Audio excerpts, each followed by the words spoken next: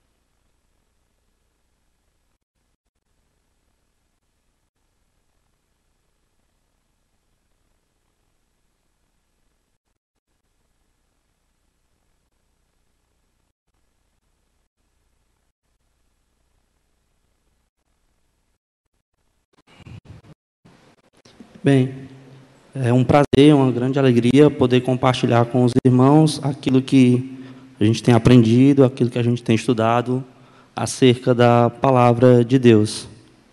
E quem me conhece sabe que eu gosto muito do significado das palavras, o sentido que as palavras têm. E para iniciar o devocional dessa noite, eu gostaria de tratar com os irmãos o significado da palavra comunhão. Segundo o dicionário, comunhão significa uma harmonia no modo de sentir, de pensar, agir, uma identificação, uma comunhão de pensamentos. A palavra harmonia também significa uma concordância ou concórdia, em que há acordo ou falta de conflitos. É com essa definição em mente que eu gostaria que nós olhássemos para a epístola de 1 João. O tema da mensagem esta noite, já deve estar aparecendo aí, é comunhão com Deus.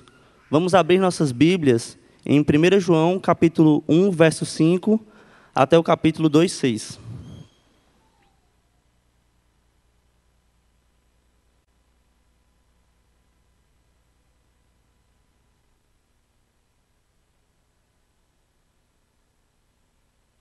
Primeiro João, capítulo 1, verso 5, até o capítulo 2, verso 6, diz assim: E esta é a mensagem que dele ouvimos e vos anunciamos, que Deus é luz, e não há nele trevas nenhumas.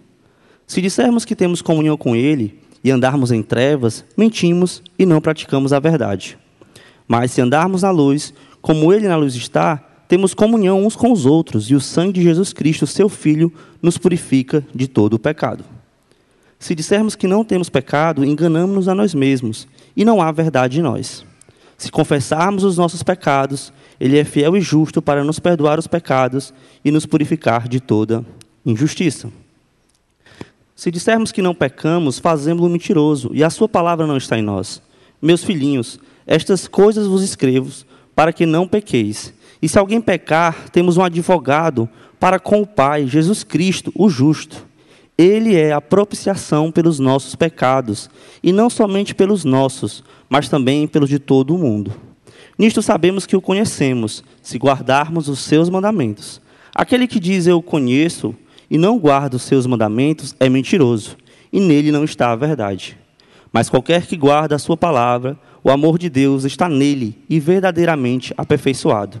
Nisto conhecemos que estamos nele. Aquele que diz está nele também deve andar como ele andou. Oremos. Senhor Deus e Pai, queremos te pedir, ó Pai, por esse momento, o Senhor possa ser conosco. Nos ajuda, Senhor, a perceber as verdades da Tua palavra e colocar essa verdade em prática em nossas vidas. Assim te oro, em nome de Cristo. Amém. Primeiramente, é interessante a gente analisar o contexto de 1 João para que a gente possa entender o que se passava naquela situação e o que estava acontecendo. Apesar da epístola de 1 João não identificar claramente o autor, acredita-se ao apóstolo João a autoria dessa carta por conta de uma tradição muito forte, já bastante difundida na igreja do primeiro século. existe também uma similaridade muito grande quanto ao estilo e às formas de pensamentos, se comparados ao Evangelho de João. Se contarmos com a descrição, sem contar, certo, com a descrição contundente do autor ao afirmar de maneira categórica sua participação como testemunha ocular no ministério de Jesus.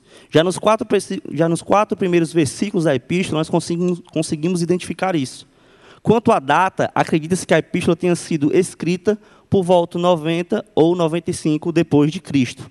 É provável que essa epístola tenha sido escrita de Éfeso para as igrejas da Ásia Menor sobre as quais João exercia uma certa liderança apostólica. Como nós vamos estudar uma epístola, o importante é que a gente consiga perceber quais são as motivações de João. O que levou João a escrever a epístola àqueles irmãos. O que estava acontecendo naquele momento, e ao que tudo indica na leitura, é que aquelas pessoas daquela igreja elas estavam sendo confrontadas com um erro chamado gnosticismo. Um gnosticismo ainda incipiente, ainda embrionário, bem no início, no qual se tornaria um problema ainda mais grave a partir do segundo século. O que pregava esse movimento, o gnosticismo, né, do que se trata? O gnosticismo, como uma filosofia da religião, ele vai defender que a matéria é má e que o espírito é bom. A solução para a tensão entre os dois era o conhecimento, né? No grego ele chama de gnosis, que é através da qual o homem erguia-se do simples ao espiritual. O que aconteceu foi que alguns desses falsos mestres argumentavam que Cristo só aparentemente tinha vivido em carne. Ele era os que a gente pode chamar de docetistas, né? Do grego doken, que significa parecer. Perceba que isso é muito grave. O efeito de se afirmar que Cristo não havia encarnado significava dizer, então, que Cristo não havia morrido de fato por nós. E então, como ele não morreu, não haveria nenhuma expiação para ser feita. Então, nós iríamos continuar pecando, né? Iríamos continuar sob a influência do pecado. Assim, João vai enfatizar a realidade da encarnação. Ele vai ressaltar a importância da vida correta. Porque, ao que parece, na sua ênfase do conhecimento, como eles davam tremendo valor ao conhecimento, eles não se preocupavam com a questão da matéria, do corpo. Esses falsos mestres diziam que a conduta não importava muito. Como o que importava era o conhecimento, eles poderiam viver de qualquer jeito, sem se preocupar com o corpo, com aquilo que eles poderiam fazer bem, o que bem entendessem. E João deixa claro, ele vai deixar claro nessa epístola, que a conduta era muito importante. E é em meio a esse contexto que João escreve a sua epístola. O objetivo de João nessa epístola é combater esses falsos ensinos, é fortalecer a fé desses irmãos, é ensiná-los o caminho da verdadeira comunhão com Deus. É esse o objetivo de João nessa carta. Partindo para o versículo 5, diz o seguinte: esta é a mensagem que dele ouvimos e vos anunciamos, que Deus é luz e não há nele trevas nenhuma. Após os 4 primeiros versículos, se fôssemos lê-los aqui, nós veríamos que João ele começa a sua apresentação construindo todo um argumento inicial. Ele embasa o seu argumento e a origem da sua mensagem não apenas como alguém que simplesmente é um mero emissor, mas, do contrário, alguém que, de fato, esteve e teve comunhão com Jesus Cristo e que, portanto, tem total autoridade para falar e ensinar acerca dele. Perceba o quanto essa carta é atual. A fé dos irmãos daquela igreja estavam baseadas no testemunho que João deu acerca de Cristo. Eles não tinham visto Cristo ainda. A fé deles estava fundamentada no testemunho de João. Olha como isso é importante. Então agora, após apresentar as suas credenciais, João faz a seguinte declaração no verso 5. Esta é a mensagem que dele ouvimos e vos anunciamos, que Deus é luz e não há nele trevas nenhuma. Ao identificar Deus como luz, como santidade, como verdade e como justiça, e que, portanto, não há nele trevas, pecado, mentira e injustiça, João vai estabelecer um padrão. O padrão, a natureza, a essência desse Deus. Pois a característica principal da luz, nós sabemos que é iluminar. A luz ela serve para iluminar, para clarear, para revelar. É isso que a luz, Deus, faz. Ele revela aquilo que está obscurecido. A luz expõe tudo o que existe, seja bom ou seja mal. Na escuridão, nas trevas, o bom e o perverso parecem iguais. Mas na luz nós conseguimos notar as suas diferenças. Ao dizer que Deus é luz, no verso 5, e que, portanto, Ele revela tudo o que está em trevas, é como se João colocasse um refletor apontando para os versos seguintes, do 6 ao 10, onde ele irá revelar a característica de dois grupos distintos. Perceba o que eu estou dizendo. Quando João fala que Deus é luz, é como se ele colocasse um refletor apontando para os versos 6 ao 10, e ele vai descrever a característica de dois grupos distintos. Segundo ponto, a harmonia versus desarmonia. Eu chamei de os contrastes, que vai do verso 6 ao 10. Vemos aqui nesses versos, João estabeleceu uma série de contrastes, através do uso da conjunção condicional se. O objetivo aqui é construir seu argumento através de suposições. João irá revelar aqueles que de fato possuem comunhão com Deus e aqueles que não possuem. Harmonia versus desarmonia. Perceba que temos o grupo que está em desarmonia, ou seja, não possuem comunhão com Deus, como a gente consegue perceber no verso 6.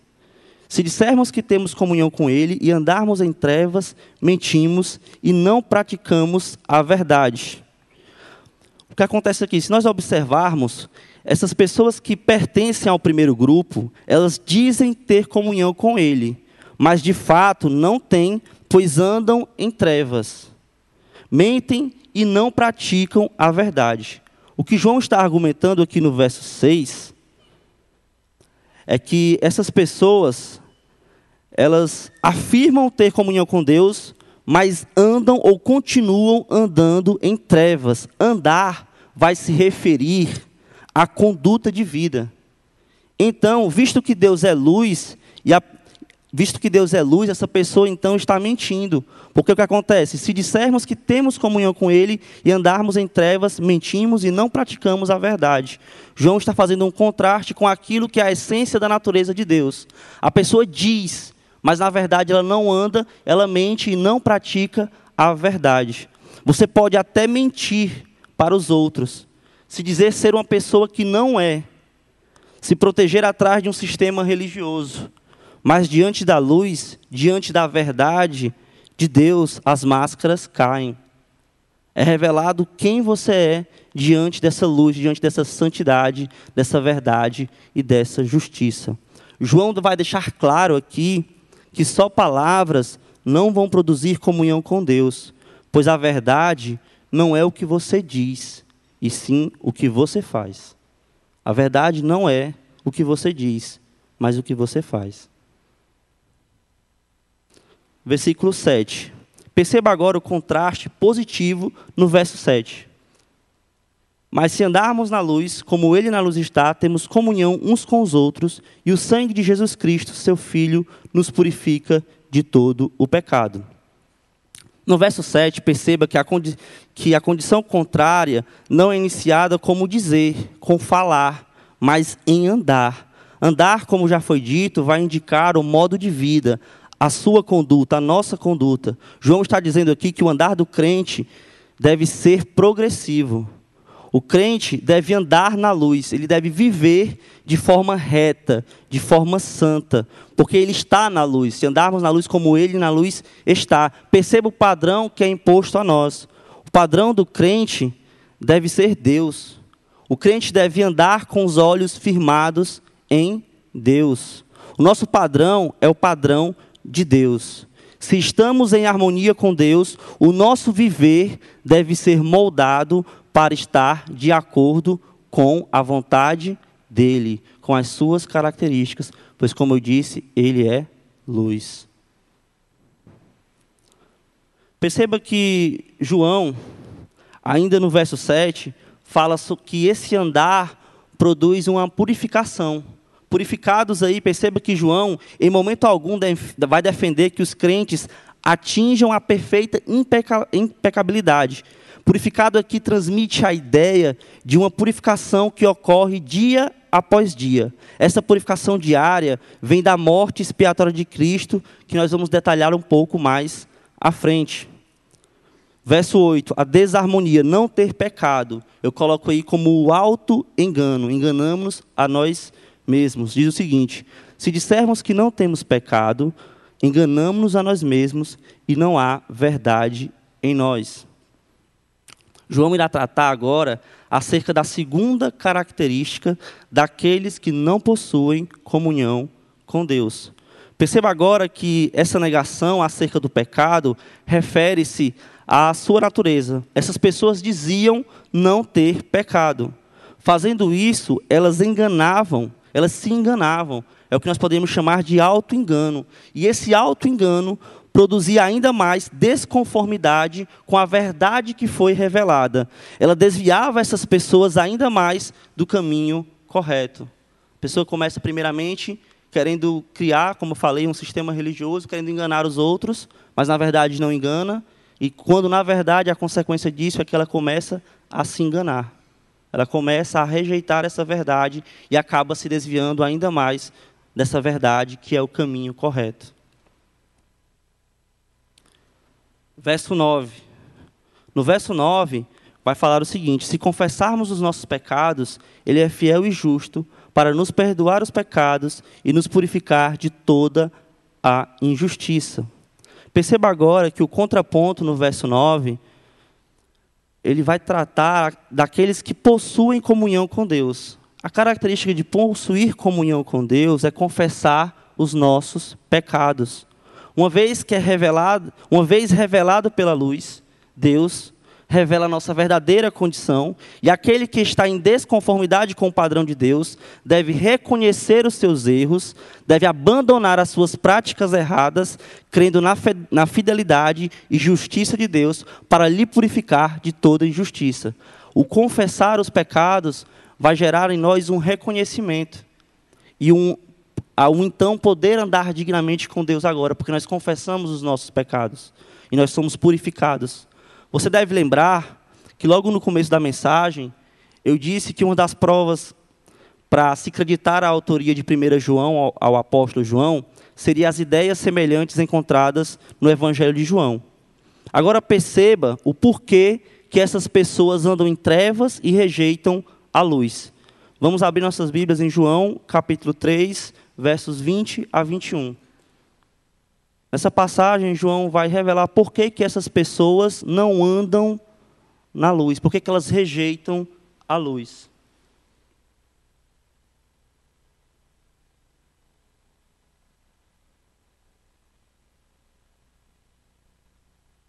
Por que essas pessoas rejeitam a luz? Por que elas não estão em conformidade? Por que elas não estão em comunhão com Deus? Diz assim em João capítulo 3, versos 20 a 21. Porque todo aquele que faz o mal odeia a luz, e não vem para a luz, para que as suas obras não sejam reprovadas. Mas quem pratica a verdade vem para a luz, a fim de que suas obras sejam manifestadas, porque são feitas em Deus. Perceba o mesmo argumento usado no Evangelho, também usado na Epístola de João, esse contraste entre luz e trevas, e as pessoas que rejeitam a luz por conta das suas obras. É por isso que elas rejeitam a luz, para que as suas obras não sejam reprovadas. A palavra lá no grego significa reveladas. Lá no grego, essa palavra traz a ideia de trazer à luz, de expor. É por isso a relutância dessas pessoas. É por isso o auto-engano. Agora, do contrário, aqueles que são de Deus se submetem ao crivo de Deus, ao crivo da luz.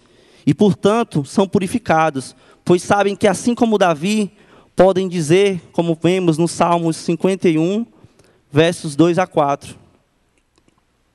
Perceba as características daqueles que são da luz. Ainda com a mesma ideia da questão da confissão do pecado. Olha o que Davi diz: lava-me completamente da minha iniquidade e purifica-me do meu pecado, porque eu conheço as minhas transgressões, e o meu pecado está sempre diante de mim. Contra ti somente pequei, e fiz o que é mal, à tua vista, para que sejas justificado quando falares e puro quando julgares. Olha o sentimento de Davi ao confessar o seu pecado e a certeza que ele tinha da justificação que ele receberia de Deus, porque ele confessou o seu pecado, porque ele abandonou a prática errada. E, portanto, uma vez justificados, não há mais o que temer, não há mais o que se preocupar. Eu não tenho medo da luz, muito pelo contrário, eu me aproximo da luz, porque eu aceito a verdade. Quando o holofote é posto sobre mim, eu vejo a minha desconformidade com relação a Deus, eu reconheço os meus pecados e agora eu sou apto a me aproximar de Deus, porque eu confessei os meus pecados. Ainda no verso 10, João vai trazer um outro contraste das pessoas que não possuem comunhão com Deus. Perceba que no verso 10 diz o seguinte: se dissermos que não pecamos, fazemo-lo mentiroso, e a sua palavra não está em nós. Perceba que no verso 10, ao dizer que não pecam, essas pessoas fazem de Deus um mentiroso. E que, portanto, a palavra de Deus não está nelas, pois a sua palavra é que nos diz que somos pecadores. É a palavra que revela a nossa situação. Pois uma vez que todo o tratamento de Deus se fundamenta no fato de que nós somos pecadores e que necessitamos de salvação. Quando nós não dizemos que não temos pecado, nós criamos um obstáculo, porque a palavra diz que nós somos pecadores. E a gente tem que entender, mais uma vez, que o nosso relacionamento com Deus é baseado na nossa necessidade de salvação. Ele não precisa de nós, é nós que precisamos dele. É nós que precisamos receber a sua graça e a sua misericórdia. Agora, no ponto 3, nós vamos ver que Deus provê um meio de comunhão. Capítulo 2, versos 2, 1 e 2. Agora, no capítulo 2, versos 1 e 2, João vai passar a dar mais detalhes acerca da obra redentora de Cristo. Ele fala isso no capítulo 1, ele começa a falar da questão da purificação, mas agora ele vai detalhar ainda mais acerca dessa obra. E eu destaco aqui o problema. O problema é o pecado. Veja o seguinte: perceba que já no início do capítulo 2, verso 1a, João vai iniciar seu argumento dando continuidade ao que foi dito no final do capítulo 1:10. Porque no final do capítulo 1:10, vemos que se dissermos que não pecamos, né, a condição daqueles que estão em desarmonia com Deus. Mas olha o que João diz no 2:1. Meus filhos, essas coisas vos escrevo para que não pequeis. E se alguém pecar, temos um advogado para com o Pai, Jesus Cristo, o justo. Obviamente, a intenção de João é que ninguém peque. No entanto, João deixa claro que, mesmo tendo comunhão com Deus, nós não estamos isentos do pecado. Estar isento do pecado não nos dá o direito de pecar deliberadamente. Quer dizer que ainda nós sofremos influência do pecado. João apresenta a realidade do pecado, que ainda existe em nossas vidas. Mas para que a nossa comunhão com Deus seja perfeita, ele provê uma solução. E qual seria essa solução? A gente consegue ver a partir da segunda metade do capítulo 2, verso 1. Temos um advogado para com o Pai, Jesus Cristo, o justo. Ele é a propiciação pelos nossos pecados, e não somente pelos nossos, mas também pelos de todo o mundo. Cristo é a solução. A solução apresentada para João para resolver o problema do pecado é Cristo. Perceba que essa solução vem por intermédio de Jesus Cristo. É na figura de Jesus que temos um advogado junto ao Pai, um intercessor, aquele que defende a nossa causa na corte divina. É ele também que é oferecido como sacrifício e propiciação pelos nossos pecados. A propiciação pelos pecados quer dizer o desvio da ira de Deus. A ira que estava destinada a nós é desviada por conta do sacrifício que foi feito em Cristo. Perceba uma forte relação existente aqui entre o que é dito em João capítulo 14, versos 15 e 18. Abra a sua Bíblia em João, capítulo 14, versos 15 e 18. Mais uma vez, para que a gente consiga perceber essa relação existente entre o Evangelho de João e a Epístola de João.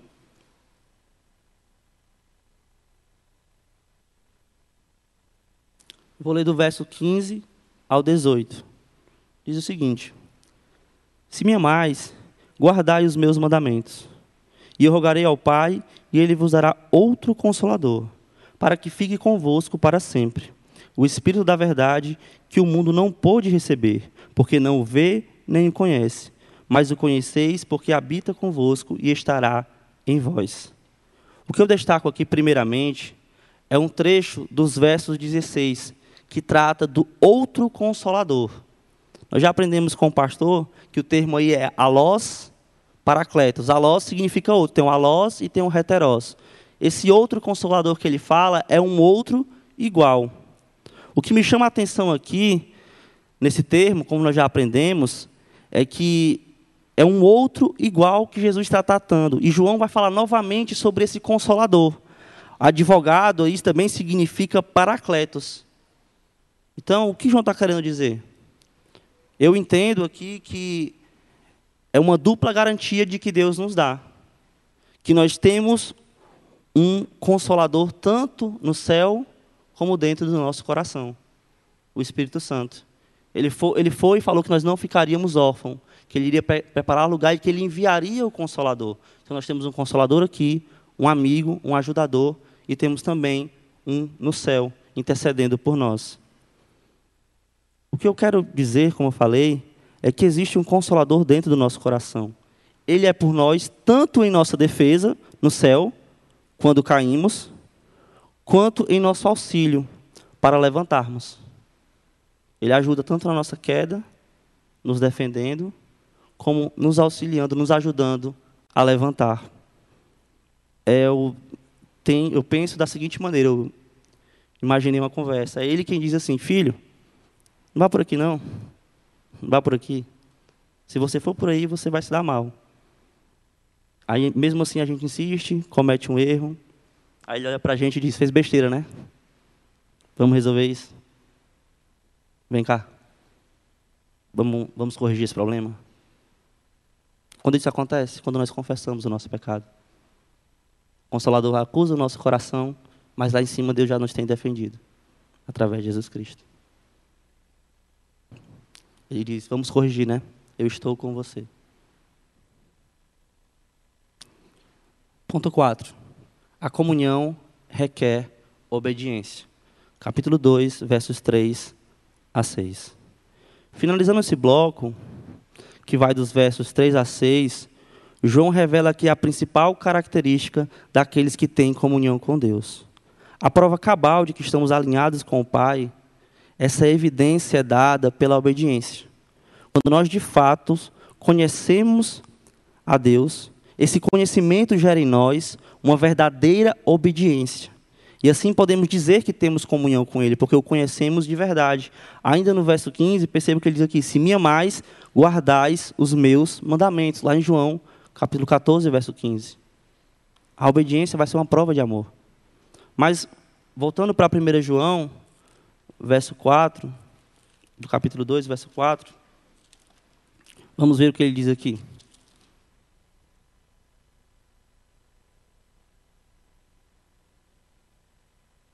Aquele que diz eu o conheço e não guarda os seus mandamentos é mentiroso.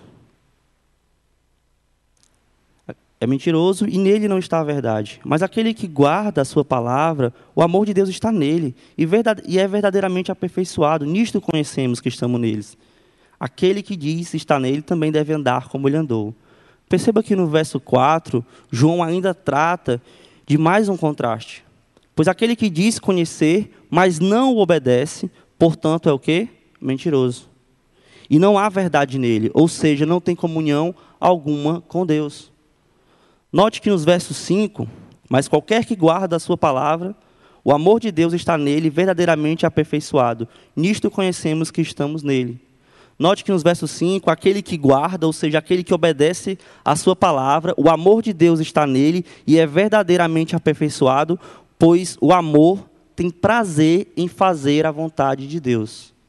O amor tem prazer em fazer a vontade de Deus, corroborando com a ideia que é apresentada em João capítulo 14, 15. Se me amais, guardais os meus mandamentos.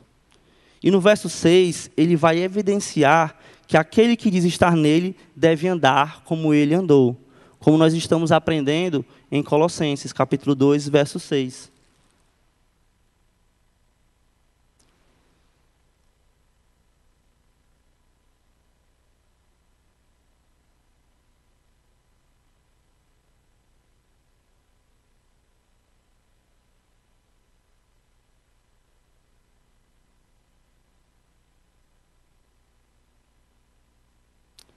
Como, pois, recebeste do Senhor Jesus Cristo, assim também andai nele. O que nós recebemos de Cristo? Nós aprendemos que foi a salvação.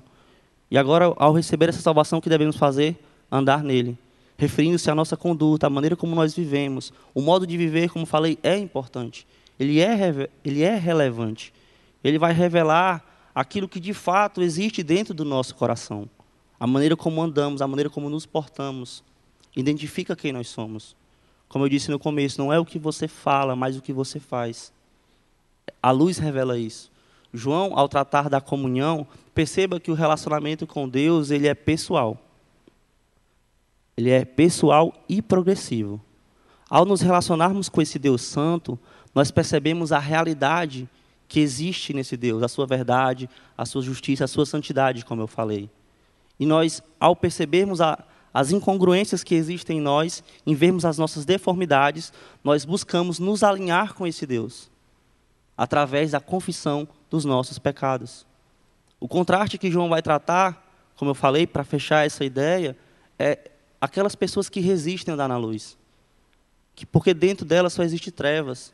Por isso que elas se enganam, por isso que elas tentam enganar os outros, por isso que elas mentem para si mesmas, mentem para os outros, porque não há verdade nelas. A partir do momento que elas são expostas a esse holofote da verdade de Deus, aquilo gera naquelas pessoas, muitas vezes, uma raiva, um sentimento tão grande de aversão, porque elas não querem mudar. A característica do crente é querer mudar, ser transformado. Como João falou, ainda existe pecado em nós, mas também existe em nós o desejo de querer mudar. E quem nos dá esse desejo é o Espírito Santo. É Ele que nos diz que nós devemos mudar, para nos parecermos mais com Deus. E quanto mais nos aproximamos de Deus, mais percebemos a desconformidade que existe em nós e cada vez mais confessamos os nossos pecados, cada vez mais nos aproximamos de Deus. É o que nós chamamos de argumento cíclico de João. Toda vez vai voltando, a gente nunca vai chegar à perfeição, mas estaremos sempre buscando, porque Ele é perfeito. Concluindo. Para concluir, eu gostaria que nós refletíssemos acerca da implicação da verdadeira comunhão, do que a verdadeira comunhão nos exige.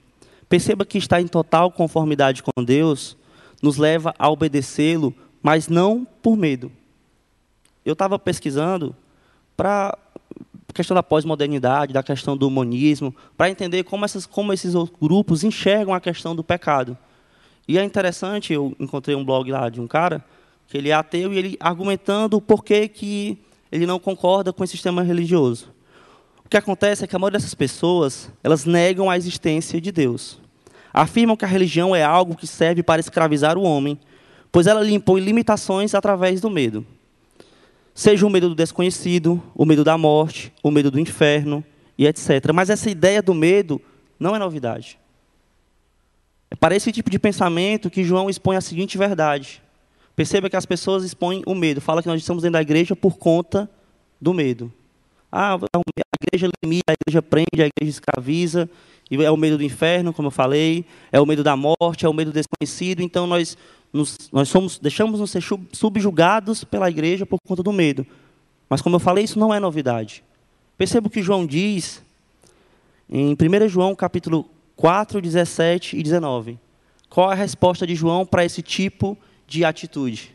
Para esse tipo de sentimento, para esse tipo de mentira que não é nenhuma novidade. Olha o que ele diz. Nisto é perfeito o amor para conosco, para que no dia do juízo tenhamos confiança, porque qual Ele é, somos nós também neste mundo.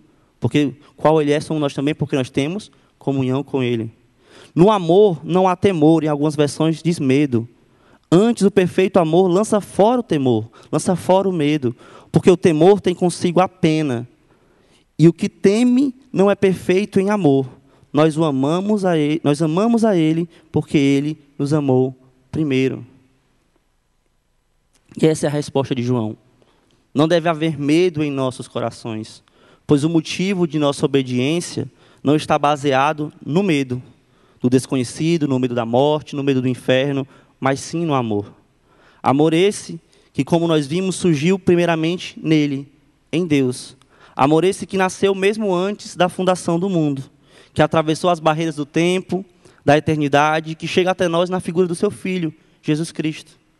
Pois é somente através dele que nós podemos experimentar a exata expressão do amor, porque é isso que Deus é. E experimentando essa exata expressão do amor, nós podemos realmente experimentar e entender o verdadeiro significado da comunhão. Porque não existe mais medo, existe amor. O que os homens mais procuram é tentar entender e buscar a eternidade. No filme que está passando no cinema de Paulo, tem um dos argumentos de Paulo com o prefeito da prisão, e ele vai argumentar sobre isso. Ele pergunta se ele veleja, aí, obviamente, essa conversa deve ser para o filme, para florear, né, para render a história, não sabemos se é verdade, mas aí Paulo questiona o prefeito da prisão e pergunta se ele veleja. Aí ele diz que já velejou e tem experiência. Aí Paulo pergunta se ele já tentou pegar água com as mãos. Aí ele diz que sim. Aí ele perceba que, por mais que você tente, a água vai esvaziando. Assim é a nossa vida, nós não conseguimos controlar, nós não conseguimos reter. Aí Paulo vai dizer que a imensidão, o mar, a imensidão, aquilo que ele deseja conhecer, é Deus. E ele se preocupando aqui em segurar algumas gotinhas de água na mão, quando tem um mar de amor, de infinidade, para nós conhecermos. Então não existe o medo, existe o amor, porque ele é a exata expressão do amor. Amém? Oremos. Senhor Deus e Pai, te agradecemos, ó Pai, por esse momento. Nos ajuda, Senhor, a te buscar verdadeiramente e entendermos, ó Pai, tão grande amor. E te obedecermos, ó Pai, não por medo, mas por aquilo que o Senhor fez por nós, porque o Senhor nos ama. Assim te oramos e te agradecemos, em nome de Cristo. Amém.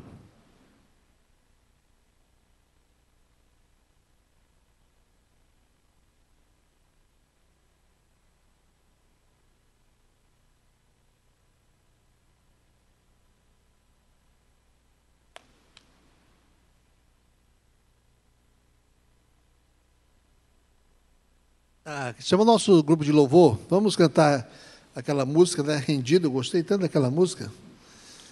Isso. Vamos ficar em pé e vamos terminar louvando e agradecendo a Deus. Obrigado, Renan, pela mensagem que nos levou a pensar, estudar pela João, capítulo 2, capítulo 1, versículo 5 a 2, 6. E como é bom nós estarmos rendidos ao Senhor.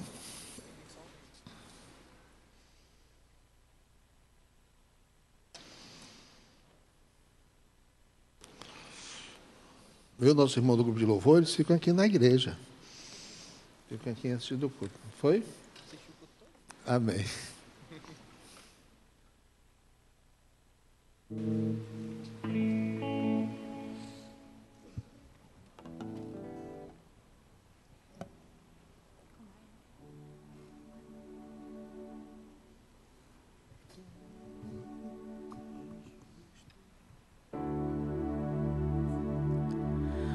Toma-me, rendido estou aos pés da cruz, me encontrei.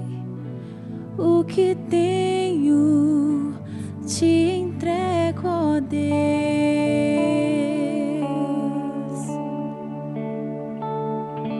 Vem limpar as minhas mãos, purificar meu coração, que eu ande em tudo que tu tens pra mim.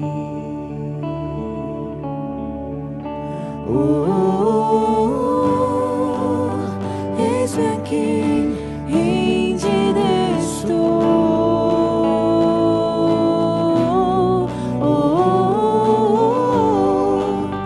Eu sou teu e tu és és meu, Jesus.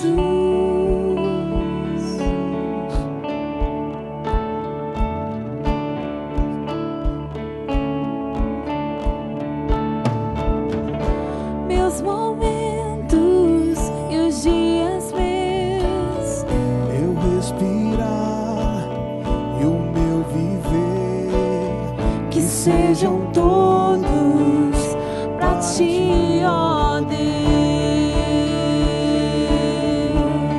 Oh, oh, oh, eis aqui, rendida estou. Oh, oh, oh, eu sou teu e tu és meu. Oh, oh, oh, eis aqui, rendida estou. Oh, oh, oh, eu sou teu e tu és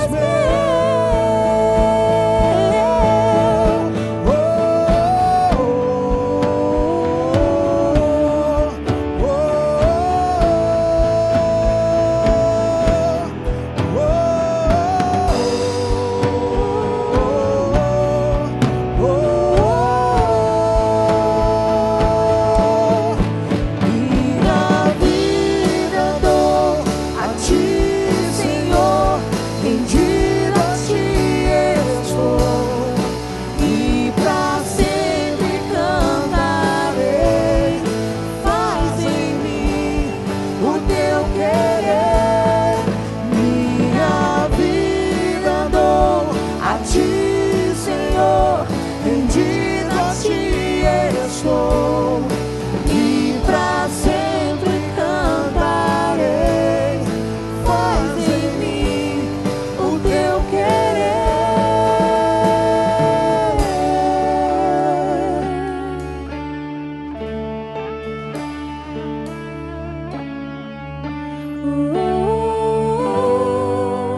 Eis aqui, rendida estou. Oh, eu sou teu e tu és meu. Oh,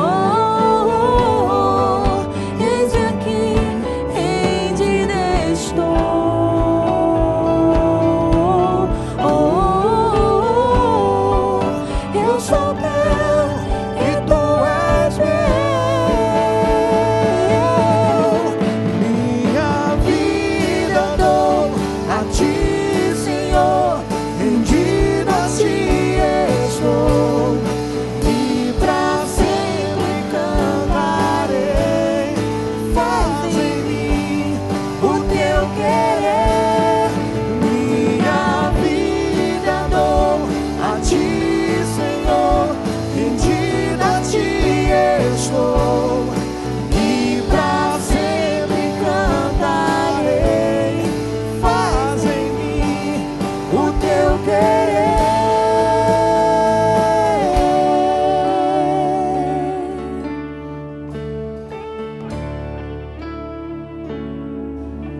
Senhor nosso Deus, Pai querido, que bom que nós possamos sempre dizer isso de coração. Eis-nos aqui, rendidos estamos, ó Pai. Te agradecemos pela Tua obra maravilhosa, do Senhor nos dar a salvação em Cristo Jesus e nos apresentar o Teu grande plano que nós podemos estudar, ter certeza de como manter, viver na comunhão contigo, da certeza das Tuas promessas, na certeza da Tua fidelidade. E também, ó Pai, sabermos com certeza aquilo que o Senhor requer de nós nesse andar com o Senhor, de nós estarmos nos rendendo, como aprendemos hoje, crucificando também o nosso velho homem, por mais doloroso, por mais difícil que seja, estarmos andando nessa luz do Senhor. Te agradecemos, ó Pai, te louvamos, exaltamos ao Senhor, agradecemos pelo nosso culto de louvor e rogando a Tua bênção para a nossa semana que se inicia hoje. Que o Senhor possa estar abençoando nossos trabalhos, abençoando nossas famílias, abençoando nossas idas e vindas para as escolas, faculdades, trabalho, guardando o Teu povo, assim como o Senhor prometeu que o Senhor nos protegeria, que rogamos, que oramos abençoamos com a Tua bênção da proteção, com a bênção dessa Tua misericórdia e com a bênção da Tua grande paz. Oramos agradecidos em nome de Jesus. Amém. Vamos nos sentar, ter um tempo de oração silenciosa, cada um com Deus, e depois estaremos encerrando o nosso culto, lembrando, né, do nosso restaurante, o Ministério Dorcas ali nos convidando a participar.